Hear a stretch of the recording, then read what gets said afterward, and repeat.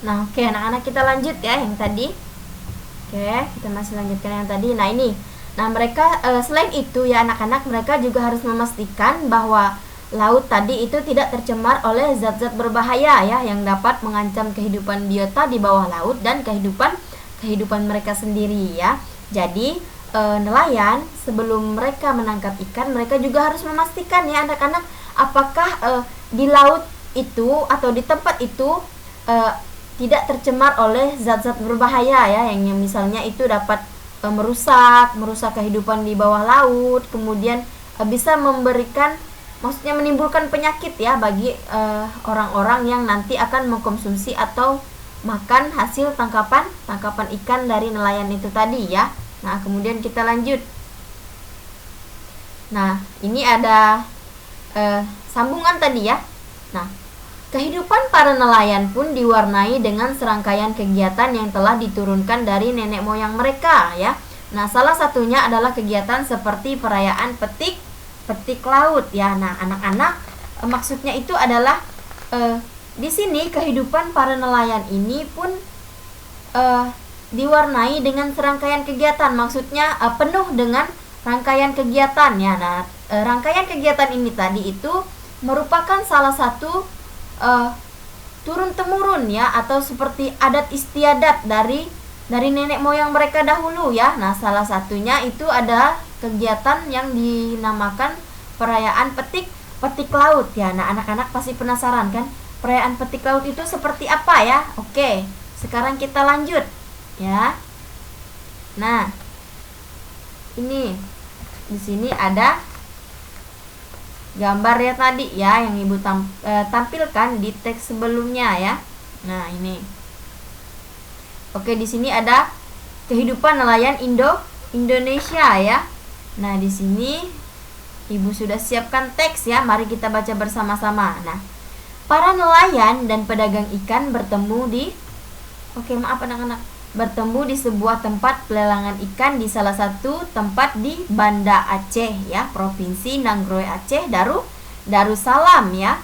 Nah, tempat pelelangan ikan merupakan tempat bertemunya para pembeli ikan dan para nelayan yang telah menangkap ikan. Dan ini adalah gambar ya. Gambar tadi ya yang ibu jelaskan bahwa ini adalah tempat di mana bertemunya beberapa kumpulan nelayan dengan orang yang akan membeli ikan ya, hasil tangkapan mereka di laut ya. Nah, ini salah satu contoh di Banda Aceh ya, Provinsi Nanggro Aceh, Darussalam ya. Jauh sekali ya anak-anak. Nah, ini adalah contohnya ya.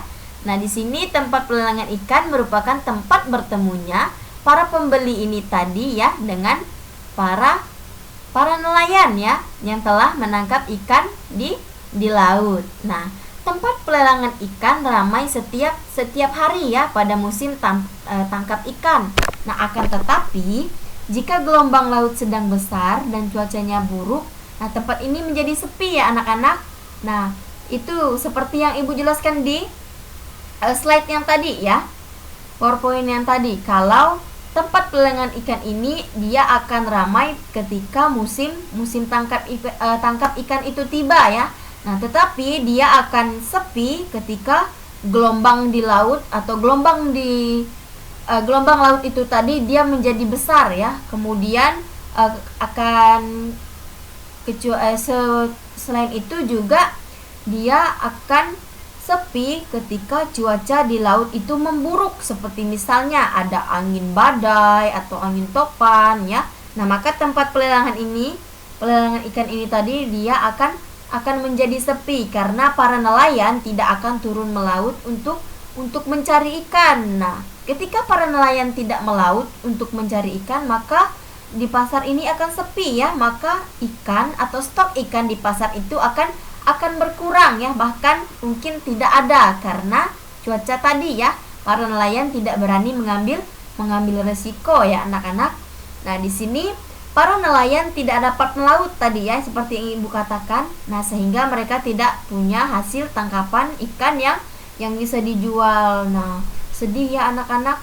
Coba anak-anak bayangkan misalnya ya, ada salah satu teman kalian ya atau anak-anak yang punya orang tuanya pekerjaannya sebagai nelayan ya, nelayan di laut ya. Nah, ketika musim hujan tiba atau gelombang laut itu sedang pasang, kemudian cuacanya buruk, lalu orang tua anak-anak itu tidak bisa pergi ke laut untuk menangkap ikan. Nah, otomatis ya mereka tidak akan punya hasil tangkapan dari ikan tadi. Nah, pasti tidak akan ada ikan yang bisa dijual untuk menghasilkan uang ya. Nah, jadi anak-anak, kita harus selalu bersyukur dengan apa yang Tuhan berikan hari ini ya. Kita tidak boleh mengeluh ya, kita harus tetap bersyukur bagaimanapun keadaan kita ya. Nah, oke, kita lanjut. Nah di sini sebentar, terlewat ya. Nah, di sini ada paragraf ya. Paragraf pertama. Di sini kita akan menjawab ya. Kita akan menjawab pertanyaan ya. Nah, di sini ada pertanyaan, Ibu tidak masukkan pertanyaannya ya.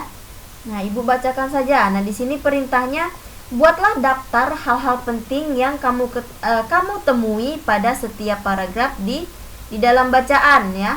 Nah, di sini kita akan menjawab di paragraf pertama tadi ya, dari bacaan yang sudah kita baca, yaitu tentang kehidupan nelayan di Indonesia. Nah, paragraf yang pertama itu adalah tempat pelelangan ikan merupakan tempat bertemunya para pembeli ikan dan para nelayan yang telah menangkap ikan ya. Nah, kemudian yang kedua ya, paragraf yang kedua.